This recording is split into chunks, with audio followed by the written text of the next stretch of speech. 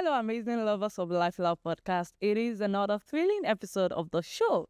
Yes, LifeLab podcast is that show where curiosity meets conversation. And of course, gracing your screen is your most beautiful and your ever smiling presenter, Glorious Awodure. So, in our previous episode, we talked about different language and different experience. In our previous video, we talked about different language, different experience, and Miss Deborah Ifeoluwa. She walked us through her journey in China, how she was able to learn the language, her experience, everything. She walked us through that in that episode. So in this episode, I want us to look at it in another dimension, and that's the impact of learning different language. How can I go about learning different language? What effect does it have on me if I should learn a different language? So please just stick around with us here on LifeLab Podcast. Super glad to have you in the studio, Miss Deborah Ifeoluwa. You're welcome. Good to be here. I'm glad to be here. Of course, you should be glad. You look really good, honestly. Thank you, and you too. Thank you. So yeah, like I said, I want us to look at it in another dimension, which is the impact of learning a different language. You've explained to us your experience, the food, the culture, learning the language and everything. But then, what impact does learning a different language, what does it have on people? Or for example, you as a person, learning that language, what impact does it have on you? Okay. For me, I think learning a different language, it gives me the opportunity, like in the international space. You know, for instance, if someone wants to build a company, like in Nigeria, let's just say, for instance, like Chinese will come to Nigeria to, have their business here. They will need an interpreter and someone who can, go about their daily conversation with locals here. So if you have that background, like if you have that knowledge of their language, definitely they'll call for you. And that now makes you a bridge for both country, for both parties, involved in this business. So it actually impacted me in that part, like giving me opportunities. And like I said in the previous episode, like it makes me also to see people in different dimensions that I wouldn't have seen if I don't know their language. I would say that language is one step to getting to know someone. Okay. How do I say? Okay, for instance, if I want to go to the north, right? I'm going to the north and I want to know about them. There is no way I would just stand there and be looking at them, going about my life without understanding their language. There is no way that you would know about someone's culture or try to match with them, match with their environment without understanding their language. So learning the language is one step into getting to know about other people. So that also impacted me in a way that I can now get to understand someone, get to know about them, get to know about their culture, and also maybe let's use the word fit in the environment, Yeah, so it helps me also mentally also, because learning language takes patience. You need patience. You can't rush it. I always tell my friend, I have the Chinese friend that wants to learn English. And she always tell me, how many months do I need? I'll look at her like this. Did you ask me first how many years I took to understand your language? So it's going to impact you mentally, because you have to train your mentality. You have to train your brain to adapt to another language that it's never used to before. And also emotionally, you get yourself connected to this culture and you can be able to understand them from their own perspective, so, and also in terms of patience, you need to be patient, and that also helps you to know how to relate to other people. Oh, that's a very great one. But do you think that learning another language, is it possible I learn another language yet still be versatile in my own mother tongue? Yes. You're sure? Yes, you can. It's not easy, but it's possible. It's not easy? It's not easy, but it's possible, because when you're learning a new language, you might at a point start to even lose your own language. Why? Because now it's like you're trying to like put two big balls in one basket into one, like you're trying to put two circle balls in one square basket. So now, how do you want to like fit these two into if there is already one ball there, and now you want to fit another one into there, so into that basket. So while you're pushing that one in, the other ball is kind of like popping out. So now the space that was meant for that ball is now being limited. So it's not easy, but it's possible. So while I was learning the language, right, I still have to like still keep communicating in my own language. And Yoruba, okay, okay, the Yoruba aspect of my life, it actually got to a point that I couldn't speak Yoruba very well anymore. Like, if you hear me speak Yoruba, you're like, it's like you're already forgetting this Yoruba. I'll tell you that it was way worse than this before. Yeah. So now it comes down to your choice. Like, are you willing to still keep this identity of yours, because you're going to learn that language. So it's like you're not bringing another person into your house. Now, there's going to be a need for some change there. How they're going to like fit in, how they're going to like, stay in harmony without fighting against each other. Of course, sometimes whenever I'm speaking English, the Chinese words like pop in. It actually happened like the previous episode we had, right? It was the Chinese was coming to my head. The English word is there, but it's like the Chinese word was kind of like pushing itself to come out, So you can still stay versatile in your own identity, in your own locality, if you're willing to. It is possible. So stay there. Yeah. Before you ask your question, rather, I'm going to ask you this. Okay. How has learning a new language helped your thinking process? Do you think in English or you think in Chinese? I want to be sure you understand what I mean by that. Is that what you meant? Was that what you meant? Thank you. Or let me rephrase. Okay, please do, because I'm trying to like understand that question. Yes. Learning a new language. Okay. I'm looking for the right word to use right now. Has it affected how you think? Goodness God. I'm trying for the right way to. But I don't know if you get it. For me, the way it's coming to my head right now, being an Ekiti babe, now I'm not even trying to shade. Or being in Nigeria. Or being in Nigeria. Okay. Yeah, exactly. You react to some situations, right? It's just expected of you. As far you're a Nigerian, right? You're expected to react this way. Exactly. You being there, has that changed? Not really. Really? Not really. I feel that I've not really like. Okay, before you answer that, let me do a quick. Okay, please do. Did you grow up in Lagos? In Lagos, yes, I did. You know how Lagos life is. Yeah. Now compare Lagos lifestyle with, I don't know which part of China you stay. Okay. But compare Lagos lifestyle with the lifestyle over there. Okay. Do they correlate? What an opposite. And how does it affect you? Because I know Lagos is a very rowdy place. Okay, are you talking about the space or the people? The people, the space, the environment. Because definitely, China is not that rowdy, because really, yeah, they have bigger space than really congestion. Although I heard that there is a city called Guangzhou, and this city there are a lot of Africans there, and it's very, very like crowded.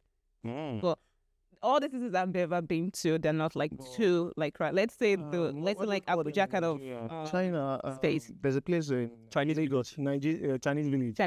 You can see how crowded that place is. Yes. I've never been there. And watching movies online. Sorry, watching movies online. Yeah. When you talk about Chinatown, we know how crowded, how gangster like. I don't know if you get what I'm saying. I'm going to like go back to the space. Okay, I'm going to go back to the space. And I think I said I went to a city first when I went to China, right? And I went to another city. And luckily enough for me, all the cities I've been to, the places I've lived in, like, they're not always that crowded. They're more of like the subtle kind of space. So I've not really experienced. The only time I experienced like a crowded area where the times I went for like vacations in like other cities, Yeah. or maybe there is a vacation in my city and people like come for tourism. So there are some places that are going to be like very, very like crowded, you know, or maybe like at the train station. I don't know if you guys have seen those latest posts of the recent Chinese festival they had. Yeah, it's always like that. Very, very, very, very crowded. During their spring festivals or maybe like the national holidays, they always have like a lot of people at the train station. Very, very many. Yeah, like, so but the people, Yeah. these people can be also aggro-rich sometimes. Oh, really? Yeah. Chinese people can also be aggro-rich sometimes. So, okay. Can you fertilize with it too? I really can't. I really can't. Okay. I think. Okay. Someone told me I went to boarding school here in Nigeria. Okay. Someone told me that I don't look like someone that went to boarding school. Actually, you don't. Okay. So Yeah.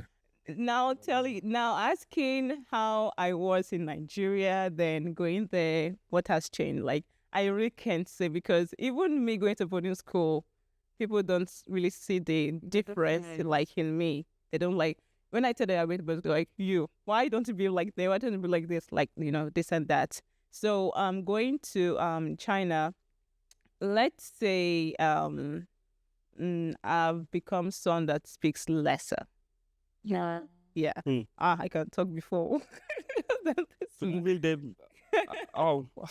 Like, I can just like start talking with like people and kind of thing before like I went there, you know. Okay, before you go further into that, let me ask this again. How's language itself? Now, thank God you said French, Yeah. China. Let's move to French. Not that fluent. No, but then you understand French. Now, how has it influenced your identity and your belonging? My belonging, like anywhere I go to. Where you go to? How has it influenced it? Okay. How do I start this question? How do I start to answer this question? Like, okay, I'm going to try to like ask you again. Like, it's in the form of like rephrasing what Okay. you just said. Like, if I go to a French-speaking country, how do I behave? No, if I go to China? we're talking about. We're talking about language generally. Yeah, sure. So I'm asking, you as an individual, you already made mention of you understand French to some extent. Yes. You're a bit advanced with speaking of Chinese language. Now, I'm now asking, how has that influenced your own identity and your belonging? You know, there's some places you would say you go to, and sometimes you unconsciously you might just, instead of you, okay, now that you're in our midst, you're quite conscious of this environment. Yeah. There are places you go to, and within you just start speaking Chinese language and Yeah, of course, of course. I'm asking now, how has it affected your identity as a whole? I don't know if you still understand what I'm trying to I say. don't know. Can anyone answer that question first? Now you go China. No. I think it's still going to affect our identity, maybe unconsciously, because you going to a different environment. It just mean that you, just like she has said, it means that you have to behave the way they behave. So something about you is changing, even if you don't know. True. But then I think she did ask you a question about was it how you I don't know how she used the word, but then you said you're still you. I think it was about personality or something. I think Yes. So I'm not asking this question now is based on influence of I'm going identity to like answer with a question. Permits me to do that. Okay. Let's say 10 years from now, how are you? Yeah, how are you? Like, how was your personality like 10 years from like before? 10 years ago. Yeah, definitely different. definitely different, right? But is there like a big difference? Like a big difference? Okay, let's say 10 years There ago I is was for me. like, For me, there is. Okay, let's say, of course, there is for you because you're not where you were before. Like now you have opportunities here and there. You have more knowledge, Yeah. right? So, talking about that, how does this thing change my identity, right? How does it influence my own identity? So, if I'm in China, okay, so definitely I'm going to try to blend into their own culture, and when I'm interacting with them, I won't want to in our place we do this. You don't Now, know this. nah. Mm. I'm going to instead of me trying to make them to adapt to my own culture because I'm Nigerian or something like that. I want to show off kind of thing. I would want to instead fit into their own, but I'm not trying to change mine. Yourself. I'm not trying to change who I am, but instead now I'm trying to match into the social status, the social standard of that place that I am. I won't say because I love to wear PJ in my room. Then when someone comes, or maybe I'm going out, I can just wear PJ anyhow. You know, so there's always gonna be a standard I need to follow in terms of wherever I am. If I go to Benin Republic, I will say this is how we do things in Nigeria. No, I'm gonna follow the policy there, but that doesn't change who I am. So wherever I find myself, I can try to blend in, so that I don't feel I don't feel left out. Yeah. and at the same time I don't feel like a pushover towards them.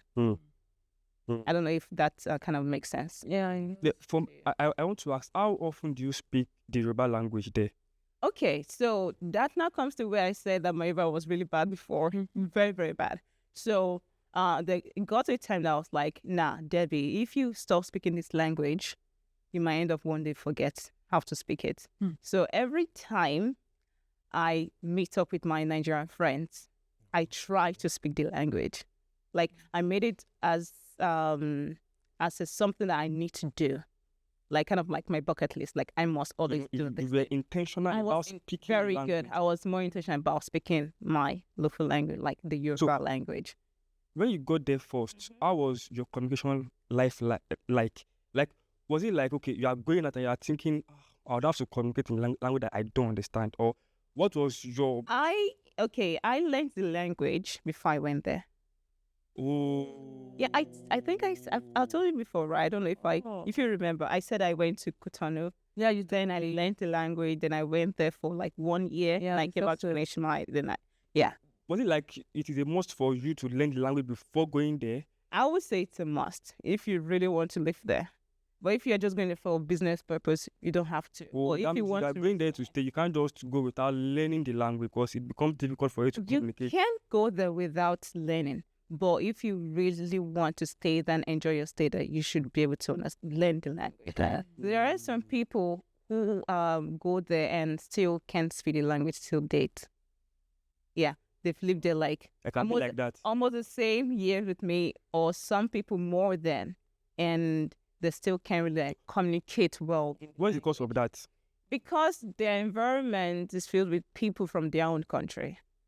So they feel that I don't have to learn I don't have to always see these people. So my own people, not them. Then, by the time they leave their vicinity, won't it become a challenge for them? That is their own thing. Because maybe it's not on their own channel list that they have to conquer or something. Okay, I even feel that. Okay, you wanted to say something? Yes. Yeah. There's something they will say in Yoruba that ni 88 day. Even if you are in the midst of people who are speaking the core dialect and the language, if you don't have, should I call it a gift of hearing now? Gift of hearing. So if you don't have gift of hearing, it becomes more difficult than someone who has that gift of hearing. So for me, I can be someone like that. I can be in a place for 7 years and Not even you can. glorious. But then that's actually the question I was about asking as well, that Sure. how can I learn a different language? Now, we are not even talking about Chinese or French. For example, if I should travel to another state, or maybe I go to the north, how can I learn their language? Just like he said that some people are gifted with the gift of hearing, that they don't even need to do too much to understand the language. But what of those that find it really hard Like they really do struggle to, pick just Joanne or something. Do you get it? So how do we help those people? Do you get? Yeah. For example, if I should find myself in China today, how do I learn that language? Okay, I would suggest before you go, at least try to learn how to greet and how So to the say the basic Okay. ones. You don't have to understand everything they say.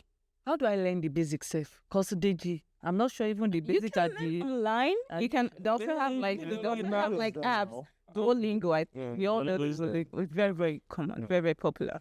And you I can like that also. it's there. But yes. You said? But Oh I wait, like wait. Should we do some? Should we do? I let's just one word. Just not. Which is Niao. What's that? Yes. Oh my God. Going slang. That's how are you? Ni hao. Yeah, Hi. But she said that earlier, though. She said that in the previous episode. She said it in the previous episode. Come on. Huh? She did. No, but I'm saying that. did I? Trust You me. I forgot to. Trust You me. did. I let Niao.